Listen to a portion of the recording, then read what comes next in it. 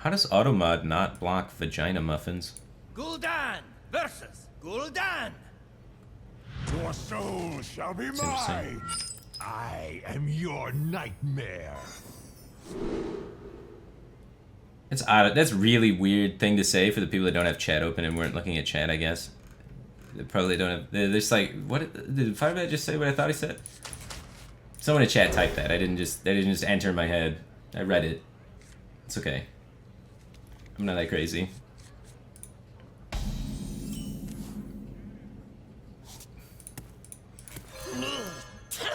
But usually in Twitch chat there's this thing that when you type offensive things, it stops it from going through until a mod approves it. And for some reason that just doesn't make the cut.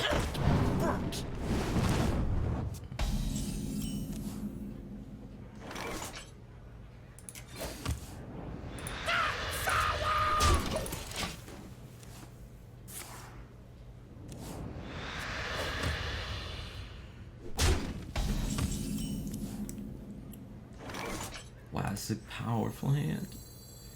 I don't need to Doomsayer, right? Because he can't play Giant anyway. So my Doomsayer here would do nothing. What is he looking to try and do? There's no 3-drops I'm afraid of. So I can just tap again.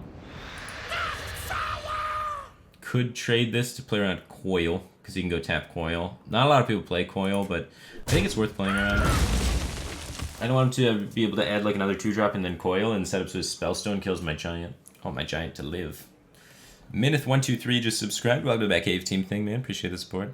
The value of 2 damage is just not worth it. Going first and having Giant is a huge advantage, so hopefully we can capitalize off that. I mean, the weapon is also a huge advantage. He's going to stop our Giant. It's a little bit of a bummer for us, and we can't stop his Giant because his Doomsayer would stop our Doomsayer that would try and stop his Giant. So if he has everything, we're back on the back foot. It's okay. The Giant will be good eventually. Key thing here, he needs to not have Giant.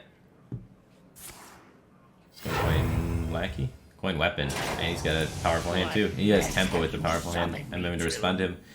But let's see if he has 3 demons. I got 3 demons. Silent Blackstorm just subscribed for 3 months. Welcome back to Batcave Team Thing Man. Appreciate the support. Spoonier just subscribed. Welcome to the Batcave Team Thing Man. Appreciate the support. Hopefully we first pull Voidlord. Doomguard's pretty weak into a Voidlord. This match sometimes goes to Fatigue. If he runs Twistings, he can exhaust our resources. We run like Umbra and Tal'Daram instead of Twistings. So we try and just play like lots of them.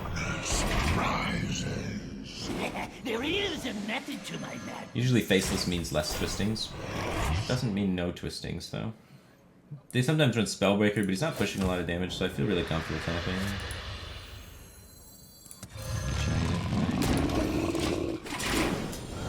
We need to find our Hellfires so we can push through this, and our cubes so we can capitalize on our board development.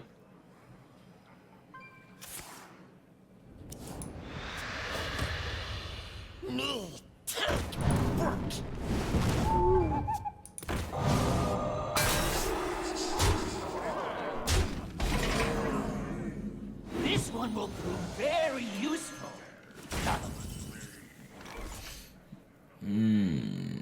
How do we get through? It's not worth it. We can get through all of this. Giant, hit our own Giant with the thing, and then like trade that in there to get the 4, and then trade that in there to pop that. So we have the 1, 2, 3, 4. Yeah, but no. I think it's better just to develop more, right? Pop this. 3, 6, 7, 8, 9, 10. You need to heal or taunt in some capacity. It's not powerful usage of Tal'Daram, but I think it's good enough. Can you trade off the Big Walker instead of remote power?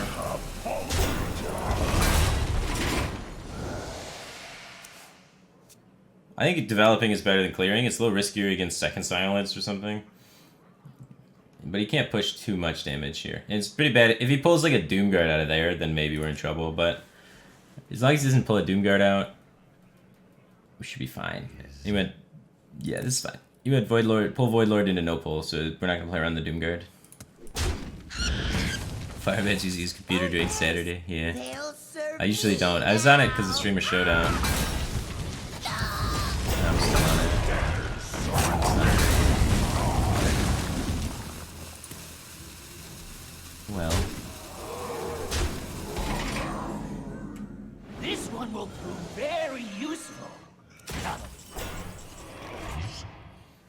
125. We could pop this and then defile. It's a really weak defile. You could just kill this and pass. Tap. Pulls Doomguard. How valuable is pulling Doomguard? Not super valuable without the cube in our hand. But I want to set up a strong board and go 10 drop into 10 drop, right? So it's not the worst. I don't know if it's stronger to remove his thing. Probably is. Almost out of time. I didn't want tempo on 9 mana, I want tempo on 10 mana. So I want to do this and then try and set up for a Doomsayer next turn. I don't think I'm gonna die most of that. His minion can't push with Hellfires. I'll keep this around to be able to threaten Umber Cube stuff. He's got 2 Hellfires for burst. He didn't have a Doomguard in his hand because he didn't pull it. Could have top decked one. He's already used 1 silence. The silence type is Iron Beak Owl. Typically people don't run 2 silences if they have Iron Beak Owl because they're committing to Iron Beak Owl being better than Spellbreaker. And I've never seen anyone play 2 Iron Beak Owls in attack.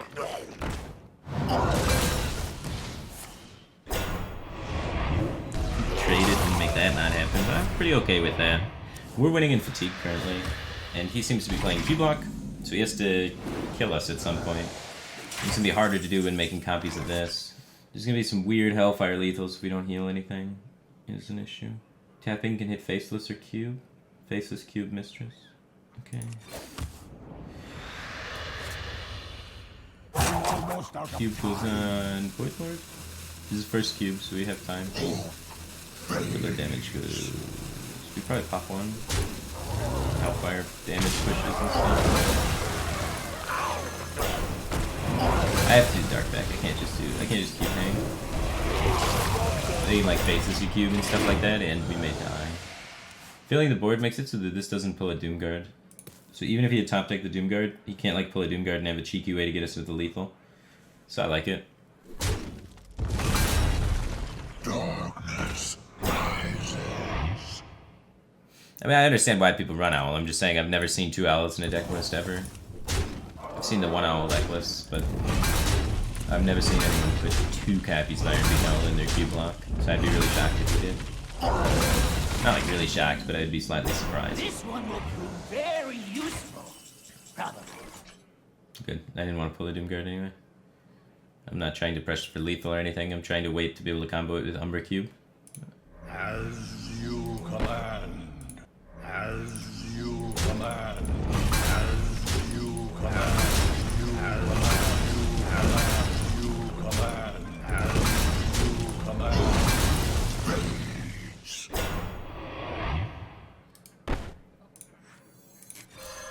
Hopefully we get some Voidlords. Blood and shadow. Very high roll. That was good, man. He silenced 1 Voidlord, so we have 3 less Voidwalkers in the pool than if he didn't silence a Voidlord. Silencing a Voidlord is really bad unless you kill them because it makes their Gul'dan pool really strong. Now. So yeah, that's why I have 4 Voidlords, just because he silenced 1 of them. If there are 3 Voidlords, it's still a high roll, but he gave me a lot better odds on getting Voidlord by silencing 1 earlier. The Voidwalkers are a downside, man. He's losing in fatigue. He has 10 cards, we have 11, so we're half a tick away in fatigue. We should be able to start closing the life gap by hero powering more if he doesn't play Gul'dan here, and it's pretty tough for him to play Gul'dan here. Actually, it's not. He just trades everything in and plays Gul'dan. Probably should do.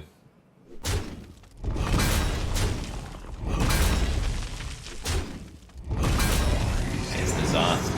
Not as good as Gul'dan, doesn't get the game. There is a method to my madness. So one of the goals is to try and set everything to 3. We don't necessarily have to clear the board. We just want to not take damage from this side of the things. Lowering the health total of my opponent's minions to 3 so that they die when they trade into Voidlord, and so that they die when he uses AoE spells is usually fairly strong. As you command. But there's like no way he's gonna push too much damage through this, so I don't need to prioritize clearing it or anything. And I can just kind of wait. I have the advantage in this situation. My hero power is better than his, and he is losing in fatigue first. So this is a pretty good position for me. 500 bits from Ollie 22222 from Germany. Thanks, man. Appreciate the support and the bits. What's in the cube? Nothing's in the cube. There's nothing in the box. Cloudy52 just subscribed. Welcome back, Cave Team thing, man. Appreciate the support. No hydration, but I don't even have my water bottle with me. I'm gonna get super dehydrated. I'm way behind on my water intake.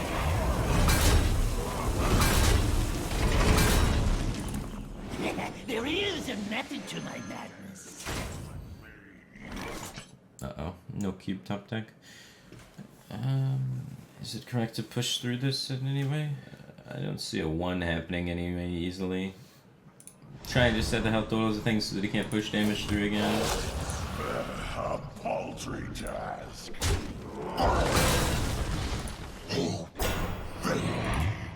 So when he AoEs the Voidwalkers, he loses all the minions that are clear health less, so all of them will die. I don't want to play this Mistress of Mixtures because I don't want it involved in my revival pool. I don't want to clear his board because then he could do like the Doomguard combo. He's at 7, we're at 9. We're at 24 life, he's at 30. 6 life behind, but 1 card better in fatigue. It's pretty okay.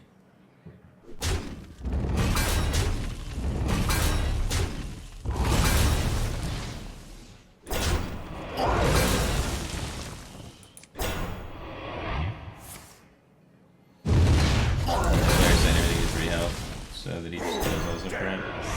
We still had a Doomguard in his deck, it's pretty powerful. Kill us?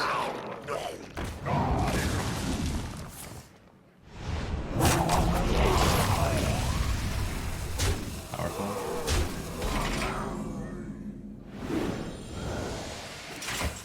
This last Doomguard.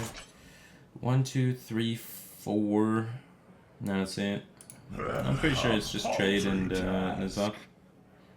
And die to Hellfire. It feels bad. He has 5 more bursts on top of it. We'd heal for 12, 16, 10, 14, 15, 16, 17, So 16, many 19. bloody decisions. He has 20. We can go to 21. There's Umbra, Mistress, Defile. And then 1, 2, 3, 4. I must feed now. My hunger is endless.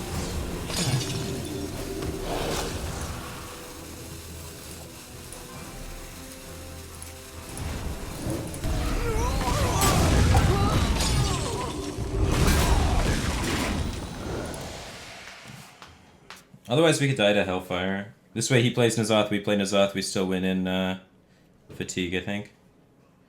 Or not N'Zoth, Dan, you know. Depends how many Doomguards he gets, I guess, but a lot of Voidwalkers have died.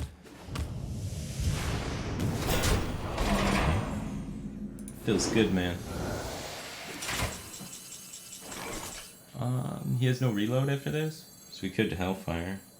His minions remaining are Faceless and Lackey. So if we Hellfire and then Hero Power Face for the rest of the game, we win. He's used Gul'dan and N'Zoth. He's out of resources. He has the Giants. He can go Giant spell. How much cards at? Oh, hey. I'll be done in a second. Okay. 6 cards, so Giant costs 6. So he can go Giant and Spellstone for 7. So we have to play both Doomsayers.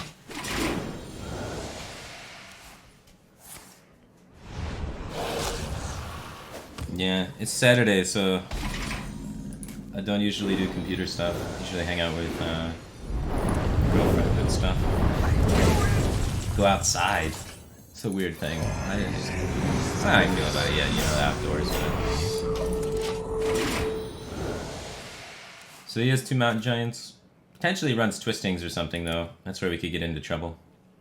If he runs Twistings, then we win in Fatigue. But I don't know if we actually win in Fatigue, because we're only winning in Fatigue by 2.5 cards, and we're losing in life by 17. So the math on that gets a little weird. We have a Spellstone left, and a Mistress left, so we can Spellstone our Mistress for some extra gain. Many bloody decisions. Yeah, I'm not so sure who wins in Fatigue, if he has double Twisting. When is Confuse? You need tapping in Q-block. In Q-block mirrors, since it's so much easier to play defense than offense, you want to generally be winning in fatigue. So you usually kind of go copycat. If your opponent's tapping, you tap, unless you have a weak hand. If you have a hand where you can get Voidlords out and defend the Doomguard Rush, then you want to be not tapping. If you can't defend the Doomguard Rush, and if your opponent just plays a Giant or a Doomguard, they'll kill you. Then you have to tap, of course. But you want to try and tap it as little as possible most of the time. It's very hard to outpressure your Q-block opponent. The part where it gets really tricky, though, is if you're versing a controlling Warlock, which is Rin and Siphon Soul and Twisting Nether and stuff like that. You need to constantly tap because you win against them by overwhelming their removal. So it gets a little tricky. So you have to try and identify which kind of Warlock it is, and then what to do. Miziki just subscribed. Oh, the back 8 team thing, man. Appreciate the support. Why would I eat the 3-1? He has no 2. You win. For now. And if he defiles that, we win. How important is N'Zoth in Q-block? Very, very important. You lose to all the other Q-blocks not playing N'Zoth. N'Zoth is how you're able to out-defend your opponent. I stopped tapping because we had, like that game, we had like a super strong opening. We both had the weapon opening, right? So we both opened with the weapon on 5. My hand with the weapon was double Voidlord Doomguard. He first pulled out a Voidlord. Voidlord means he's not going to have a lot of aggression. It also means his Gul'dan on 10 is not going to be very strong. He faceless the Voidlord, committing one of his resources for burst damage. So I knew at that point that I didn't have to tap too much. I hadn't been tapping that much. And then he was the one losing in fatigue as it went into the mid game. So then he was on the pressure that have to actually kill me. So then he was aggressively using Hellfires and Defiles to try and push damage and aggressively Child Ramming and Facelessing, and I just made a bunch of Voidlords and they just sat there the whole game. So he had to try and kill me with Doomguards because he was losing in fatigue by 2, and I didn't have to try and kill him, and that's why I was able to win. It's really important to be able to identify when to stop tapping. It just forces your opponent to have to do exactly what you want, and then you get to play defensively, and you get to make 9 drops instead of 5 drops.